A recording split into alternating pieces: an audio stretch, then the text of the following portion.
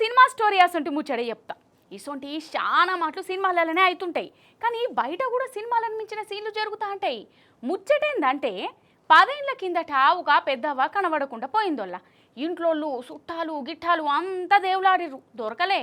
ఇక కాలం చేసిందని ఫిక్స్ అయిపోయిర్రు, కర్మ చేసిర్రు, మాస్కం కూడా చేసి చుట్టపూల షైగా అడిగిచ్చిర్రు.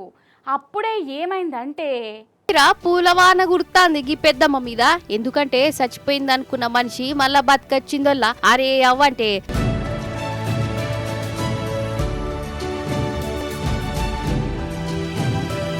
భద్రాద్రి కొత్తగూడెం జిల్లా ఏడుళ్ల విఆరం ఊర్లే గీ కోటమ్మ కుటుంబం ఉంటది.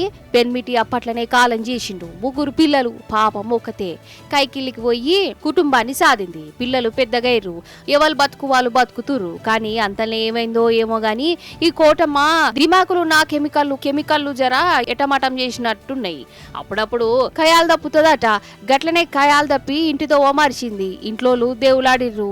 నెల అయింది, 2 నెలలు అయినాయి, ఏడాది అయింది, 2 ఏండ్లు అయినాయి. అయినా పాపం ఈమె జాడ దొరకలే. ఇట్లా 10 ఏండ్లు గడిచినాయి. ఇక ఈమె కాలం చేసిందని ఇంట్లోలు పెద్ద కర్మ కూడా చేసిర్రు.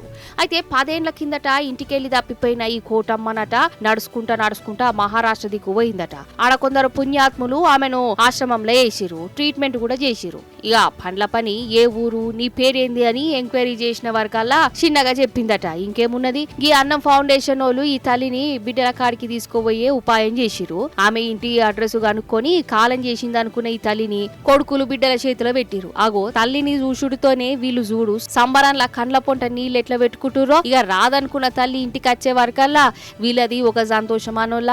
తల్లి మీద పూలవాన కూర్పిచ్చిర్రు. కాళ్ళు మొక్కి ఇక భద్రంగా చూసుకుంటామని హిమ్మతి ఇచ్చిర్రు.